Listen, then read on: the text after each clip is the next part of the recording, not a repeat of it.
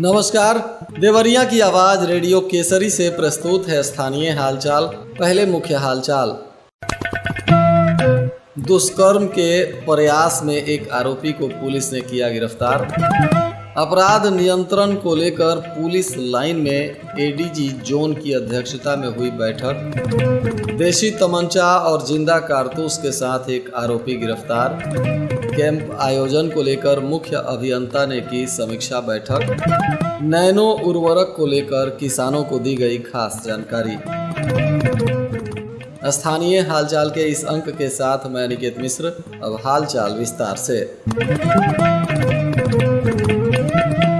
Police अधीक्षक विक्रांत वीर के निर्देशन में अपराध को नियंत्रित करने के लिए लगातार अभियान चल रहा है। इसी कड़ी में एक दुष्कर्म के आरोपी को पुलिस ने गिरफ्तार कर लिया है। बताया जा रहा है कि बरियारपुर थाना की पुलिस ने मुखबिर की सूचना पर एक मामले में पॉक्सो एक्ट के तहत फरार चल रहे आरोपी को गिरफ्तार किया है। आरोपी भी पीड़िता के ही गांव का रहने वाला रजबुद्दीन अंसारी पुत्र मकसूदीन है, जिसे पुलिस ने लंगड़ा धूसवा मार्ग के पास से गिरफ्तार किया है। अब इस पर नियमानुसार कानूनी कार्रवाई की जा रही है।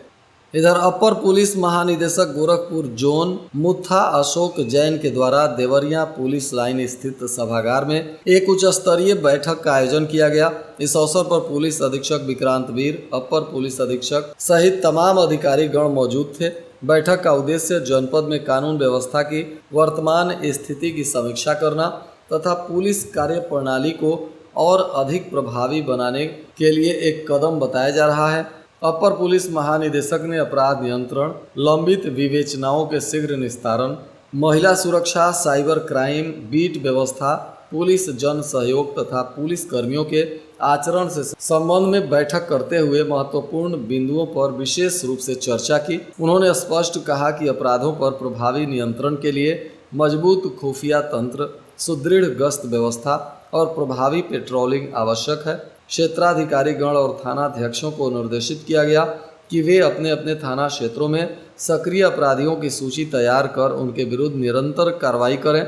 उन्होंने यह भी कहा कि महिला अपराधों के मामलों में त्वरित कार्रवाई सुनिश्चित करें। साथ ही महिला हेल्प डेस्क को अधिक संवेदनशील तथा सक्रिय बनाएं। साइबर अपराध को भी देखते हुए संबंधित शाखा को सशक्त करने, आम जन को साइबर सुरक्षा के प्रति जागरूक करने के लिए अभियान चलाने का निर्देश दिया। साथ ही श्रावण मास में कांवड़ यात्रा और शिवालयों में बढ़ने वाली भीड़ और धार्मिक आयोजनों को लेकर भी विशेष सतर्कता बरतने के निर्देश दिए गए।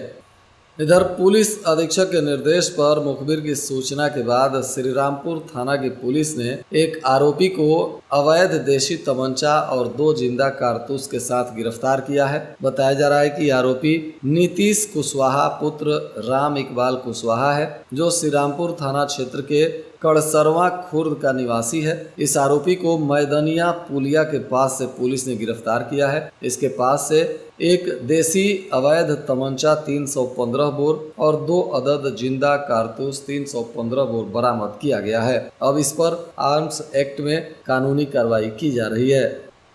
विद्युत विभाग के मुख्य अभियंता पंकज अग्रवाल ने ऊर्जा मंत्री के निर्देश पर शुरू हो रहे 3 दिवसीय मेगा कैंप की तैयारी को लेकर विभागीय अधिकारियों के साथ बैठक की, जिसमें उन्होंने कैंप के दौरान आने वाले उपभोक्ताओं के बैठने की व्यवस्था, उपभोक्ताओं को किसी प्रकार की समस्या ना हो, इसको लेकर आवश्यक दिशा निर्देश दिए।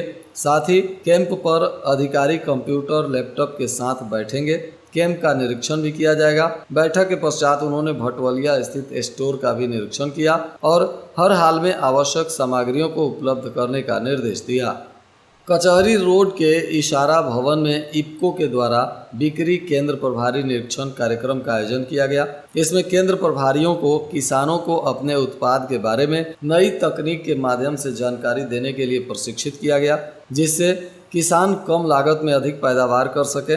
मुख्य अतिथि जिला कृषि अधिकारी उदय शंकर सिंह ने कहा कि बिक्री केंद्र प्रभारी किसानों के हित का ध्यान रखते हुए अपने केंद्र का ठीक से संचालन करें और सरकार के मंशा के अनुरूप किसानों को समझाकर नैनो यूरिया की बिक्री करें। नैनो यूरिया किसानों के लिए सस्ता पड़ता है तथा यह बेहतर काम भी करता है। किसानों को इसके बारे में जागरूक करने पर जोर दिया गया। उन्होंने कहा कि उर्वरक की बिक्री करते समय प्रभारी ओवर रेटिंग कदापि ना करें। इफ्को के महाप्रबंधक डॉक्टर वीके सिंह ने नैनो यूरिया, नैनो डीएपी कैसे दानेदार यूरिया और डीएपी के बराबर लाभप्रद है और इसका किस प्रकार प्रयोग होगा इसके बारे में जानकारी दी। उन्होंने कहा कि नैनो उर्वरक के प्रयोग से भारत सरकार पर सब्सिडी का बोझ कम होगा और मृदा की उर्वरता भी बनी रहेगी। इफ्को के क्षेत्र अधिकारी अधिराज राय ने कहा कि इफ्को एक सहकारी संस्था है। यह सहकारिता के सिद्धांत पर काम करती है और सदैव किसानों के सेवा में तत्पर रहती है।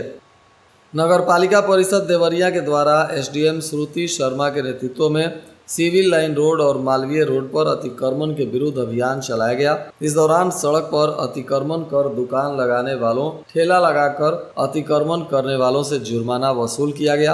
अतिक्रमणकारियों को चेतावनी भी दी गई, जिससे अतिक्रमणकारियों में खलबली मच गई। शहर के सुभाष चौक से लेकर civil line, Malviya road, Motilal road समेत अन्य सड़कों के पटरियों पर, नालों के ऊपर अधिकांश दुकानदार अतिक्रमण कर अपनी दुकान लगा रहे हैं। वहीं सड़कों के पटरियों और नालों के ऊपर ठेले, खोमचे तथा फल विक्रेता अपने ठेले भी लगा रहे हैं, जिसको लेकर आए दिन यहाँ जाम की समस्या हो रही है और इसी को लेकर अब अभियान शुरू किया गया है। इधर पुरोहित हत्याकांड की गुत्थी सुलझने के बजाय उलझती हुई नजर आ रही है। 36 घंटे गुजर जाने के बाद भी पुलिस के हाथ कोई सुराग नहीं लगे। हालांकि पुलिस की 4 टीमें लूटपाट समेत विभिन्न बिंदुओं पर जांच कर रही है और जल्द ही घटना का पर्दाफाश कर लेने का दावा कर रही है। उधर एसपी विक्रांत वीर ने एसओजी और सर्विलांस टीम को कार्यालय में बुलाकर अपडेट लिया और जल्द से जल्द घटना का पर्दाफाश करने का निर्देश दिया। बताते चलें कि बरहज थाना क्षेत्र के धौला पंडित गांव के रहने वाले रामाशीष पांडे उम्र 65 वर्ष, पुत्र स्वर्गीय राम निवास पांडे पुरोहित थे।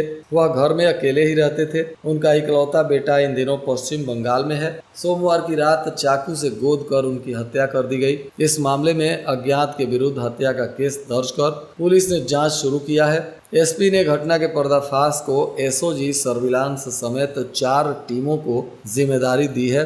पुलिस सूत्रों का कहना है कि अभी तक जांच में ना तो कोई संपत्ति विवाद सामने आया, ना ही किसी से अन्य विवाद, इसलिए कोई बड़ा कारण सामने नहीं आ रहा है। कुछ लोगों का कहना है कि इस घटना में नशेड़ी जैसे युवकों का हाथ हो सकता है।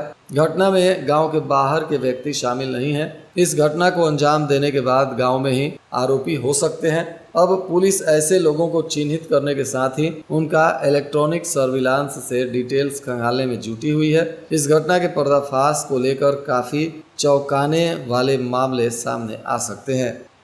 इधर किसान भवन के गांधी सभागार में किसान दिवस का आयोजन किया गया था, जिसमें किसान बोले हैं कि बिजली कटौती से वह फसलों की सिंचाई नहीं कर पा रहे हैं। किसानों ने जिले को सूखाग्रस्त घोषित करने की भी मांग की है। जिलाधिकारी ने कहा कि जिले में यूरिया और डीएपी की मात्रा उपलब्ध है। कोई विक्रेता टैगिंग और कालाबाजारी करते हुए पकड़ा जाएगा तो कठोर कार्रवाई होगी। इधर पुलिस अधीक्षक के निर्देशानुसार आज भी कई जगहों पर पुलिस ने अभियान चलाकर जांच पड़ताल किया। पेट्रोल पंप, ग्राहक सेवा केंद्र, एटीएम इत्यादि के क्षेत्रों पर जांच पड़ताल किया गया और संवेदनशील लोगों की पहचान कर उन पर कार्रवाई करने में पुलिस जुटी हुई है।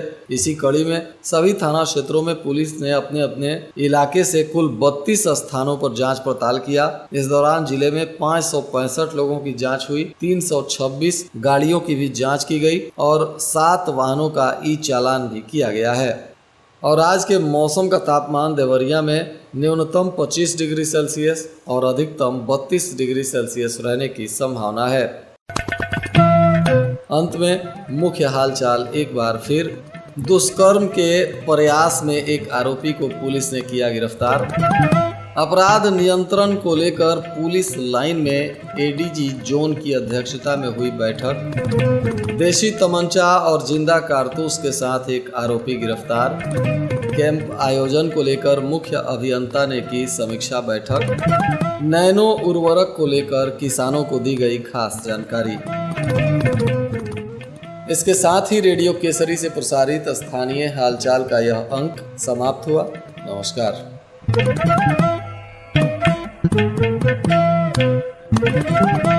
Thank you.